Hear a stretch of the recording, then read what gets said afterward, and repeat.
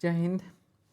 आज हम लोग एसएससी एमटीएस 2022 का सेट नंबर 40 को यहाँ पे डिस्कस करेंगे। सेट नंबर 40 को यहाँ पे डिस्कस करने वाले टोटल जो एग्जाम होता है आपका 48 शिफ्ट में एग्जाम हुआ है और हम इसके 40 नंबर को डिस्कस कर रहे हैं।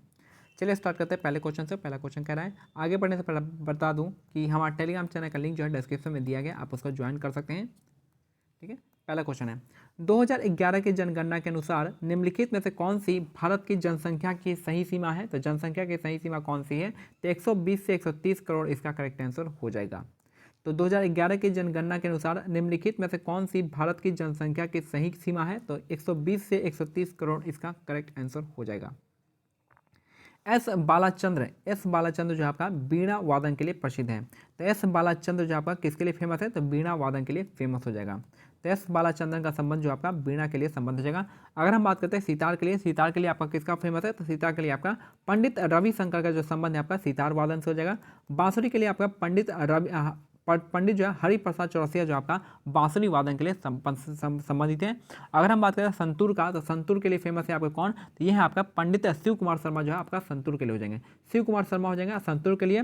पंडित शिव कुमार शर्मा संतूर के लिए। रविशंकर हो जाएगा सितार के लिए। अगर हम बात करें तबला के लिए, तबला में आपका जाकिर हुसैन और कौन आते हैं? जाकिर हुसैन और अल्लाह रखा आते हैं। तो निम्नलिखित में से कौन सा कथन सही बताना है? तो यहाँ पे बेलन घर्षण सर्पण घर्षण से अधिक होता है।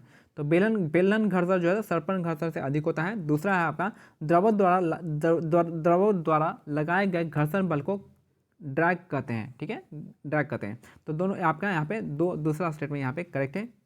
ठीक है, तो ये थोड़ा साइंस का डीप में पूछा गया क्वेश्चन है, तो आप इसको देख लीजिएगा। तो बेलन घर्षण जो होता है आपका सर्पण घर्षण से अधिक नहीं होता है, कम होता है। और द्रव द्वारा लगाए गए घर्षण बल को क्या कहते हैं? कर्षण ड्रैग कहते हैं।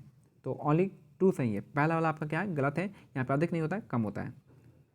नेक्स्ट है God of a small thing नामक उपन्यास किसके द्वारा लिखा गया है? तो God of a small thing जो आपका अरुंधति रॉय के द्वारा लिखा गया है।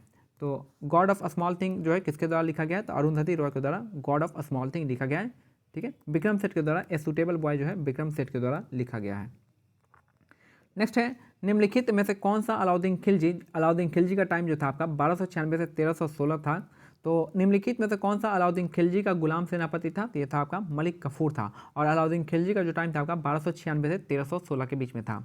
तो अलाउद्दीन खिलजी का जो आपका सेनापति था, गुलाम सेनापति, वो आपका मलिक कफूर था। इसी को 1000 दिनारी भी कहा जाता है, 1000 दिनारी। नेक्स्ट है भारत सरकार के किस मंत्रालय द्वारा मार्च 2022 में जेंडर संवाद कार्यक्रम आयोजन किया गया था? तो आपका ग्रामीण विकास मंत्रालय इसका करेक्ट आंसर हो जाएगा।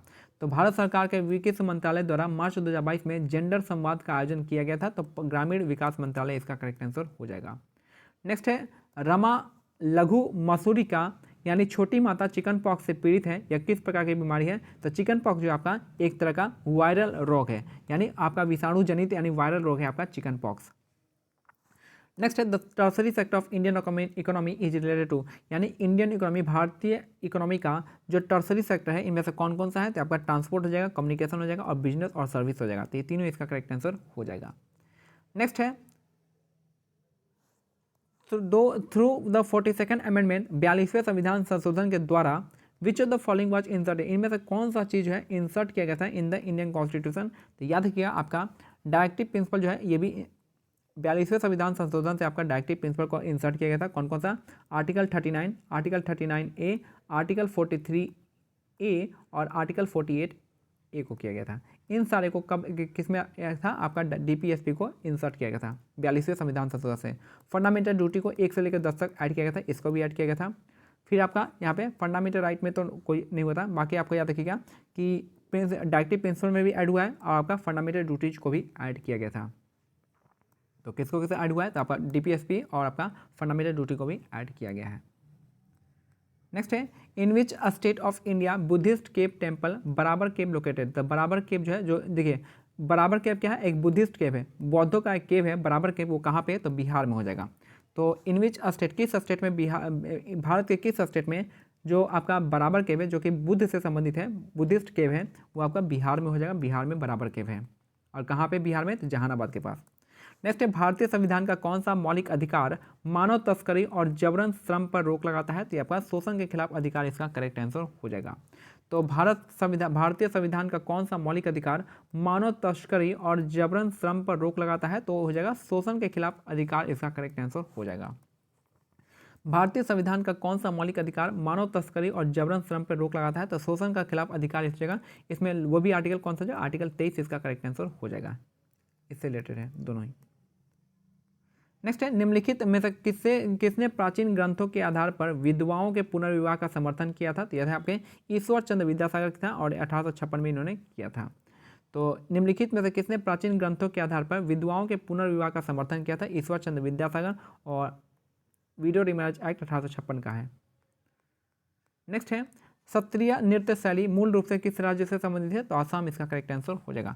सत्रिया जो नृत्य शैली है आपका आसाम से हो जाएगा। बिहू भी कहाँ का है? आसाम का हो जाएगा।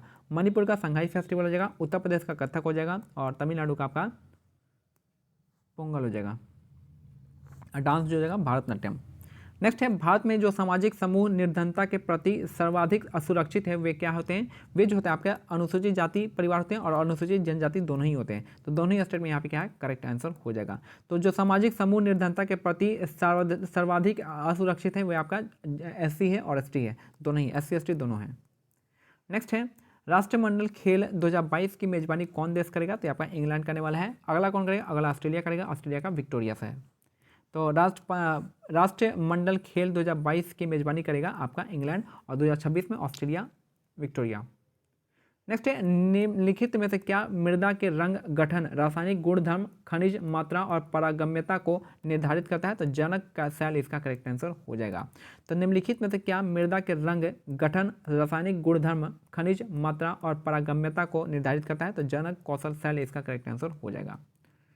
नेक्स्ट है, अप्रैल 2022 तक उपलब्ध जानकारी के अनुसार भारतीय रेलवे निम्नलिखित में से किस वस्तु के टन भार के अनुसार सबसे अधिक फेरी लगाता है? तो कोयले के लिए सबसे ज़्यादा फेरी लगाता है। तो अप्रैल 2022 तक उपलब्ध जानकारी के अनुसार भारतीय रेलवे निम्नलिखित में से किस वस्तु के टन भार के अनुसार सबसे अधिक फेरी लगाता है? तो आपका कोयला लेके सबसे ज़्यादा फेरी लगाता है भारतीय रेलवे। मांडू उत्सव भारत के किस राज्य से संबंधित है? तो मांडू जो आपका कहाँ का है? गोवा का हो जाएगा। मांडू उत्सव कहाँ का है? गोवा का हो जाएगा। और गोवा में और कौन कौन सा है? तो सिग्मो फेस्टिवल जो है, सिग्मो फेस्टिवल गोवा का हो जाएगा। फुगड़ी भी आपका कहाँ का हो जाएगा? गोवा का हो जाएगा। तो सिग्मो और फुगड़ी कहाँ का हो जाएगा आपका? सिग्मो फुगड़ी और मांडू उत्सव कहाँ का है? गोवा का हो जाएगा। और बिहार का बात करें तो जाट जाटिन हो जाएगा और आपका विदेशिया हो जाएगा। और कर्नाटक का यक्षगान हो जाएगा और झारखंड का सरहुल त्यौहार हो जाएगा फेमस। नेक्स्ट है, नील की खेती करने वालों की समस्याओं के निवारण के लिए वर्ष 1917 में कौन सा भारतीय आंदोलन शुरू किया गया था? तो आपका चंपारण सत्याग्रह को स्टार्ट किया गया था। तो नील की खेती करने वालों की समस्याओं के निवारण के लिए वर्ष 1917 में कौन सा भारतीय आंदोलन स्टार्ट किया गया था? तो चंपारण सत्याग्रह आंदोलन स्टार्ट किया गया था। नेक्स्ट है, which of the following is example of sedimentary rock? Sedimentary rock का एग्जाम्पल कौन सा है? तो इनमें से सैंडस्टोन जो आपका सेडिमेंट्री रॉक का एग्जाम्पल हो जाएगा। ग्रेनाइट जो आपका इग्नियस रॉक का हो जाएगा और मार्बल जो आपका मेटामॉर्फिक रॉक का एग्जाम्पल हो जाएगा। नेक्स्ट है, सातवाहन वंश की राजधानी इनमें से कहाँ पे थी? सातवाहन वंश की राजधानी थी प्रतिष्ठान हो जाएगा। सातवाहन वंश की राजधानी कहाँ थी? प्रतिष्ठान इसका करेक्ट आंसर हो जाएगा। और सातवाहन वंश का जो समय था आपका 60 ईसा पूर्व से आपका 225 ईसा पूर्व इसका टाइम था। तो सातवाहन वंश की राजधानी थी कहाँ थी? प्रतिष्ठान इसका करेक्ट आंसर हो जाएगा। सातवाहन वंश का फाउंडर कौन था? सिमुक था। सातवाहन वंश के सबसे प्रतापी राजा कौन थे? तो ये थे आपके गौतमी पुत्र सतकर्णी थे। और सातवाहन वंश जो है आपका लेड के सिक्के जारी करते थे, फेमस थे लेड के सिक्के के लिए। नेक्स्ट है, अंतर्राष्ट्रीय क्रिकेट परिषद ICC क्रिकेट विश्व कप जीतने वाले पहले भारतीय कप्तान कौन थे? तो यहाँ पे कपिल देव थे। अंतर्राष्ट्रीय क्रिकेट परिषद क्रिकेट विश्व कप जीतने वाले पहले भारतीय कप्तान थे कपिल देव, इसका करेक्ट आंसर हो जाएगा। नेक्स्ट है, निम्नलिखित में से क्या कोशिका के केंद्रक में मौजूद होते हैं? तो आपका गुणसूत्र और जीन इसका करेक्ट आंसर हो जाएगा। तो निम्नलिखित में से क्या कोशिका के केंद्रक में मौजूद होते हैं? तो गुणसूत्र और जीन इसका करेक्ट आंसर हो जाएगा, ये मौजूद होते हैं। नेक्स्ट है, इनमें से किसे 2021 में ICC women cricketer of the year चुना गया है? तो स्मृति मंधाना को चुना गया है। तो इनमें से किसे 2021 में ICC women cricketer of the year चुना गया है? तो स्मृति मंधाना इसका करेक्ट आंसर हो जाएगा। नेक्स्ट है, बेस्सी पुरस्कार। बेस्सी पुरस्कार जो है किस देश में दिया जाने वाला एक नृत्य पुरस्कार है? तो आपका USA इसका करेक्ट आंसर हो जाएगा। तो बेस्सी पुरस्कार जो है आपका किस देश में दिया जाने वाला एक नृत्य पुरस्कार हो जाएगा? तो USA हो जाएगा बेस्सी पुरस्कार। तो बेस्सी पुरस्कार कहाँ का है? तो आपका USA का हो जाएगा। तो ये हमारा आज का सेट जो है कंप्लीट होता है। मिलते हैं अगले सेट में, तब तक के लिए आपको क्या करना है, टेलीग्राम चैनल का लिंक जो है डिस्क्रिप्शन में दिया गया है। टेलीग्राम चैनल का नाम है आपका टारगेट SSC बाय मानिक नायक हो जाएगा। और यहाँ पे आपको important PDF important previous paper आपको यहाँ पे मिल जाएगा। जय हिंद, जय भारत, धन्यवाद।